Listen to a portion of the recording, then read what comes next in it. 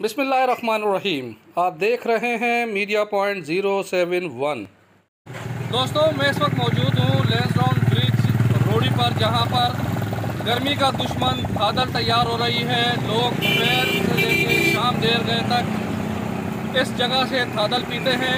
आइए हम इस भाई से पूछते हैं कि इसमें क्या क्या डालते हैं और कितना इसमें मसाले पड़ते हैं। आइए पूछते हैं। जी जनाब, क्या इसमें डालते हैं?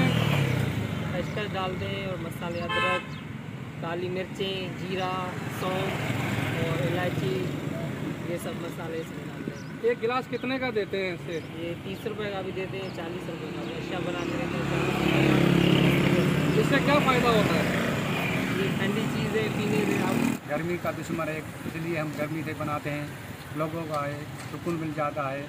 ये अच्छी है, बहुत अच्छी है, इसलिए बनाते हैं। जिन दोस्तों ने अभी तक चैनल को सब्सक्राइब नहीं किया है वो कर दें। Parvez Khan, media point 071।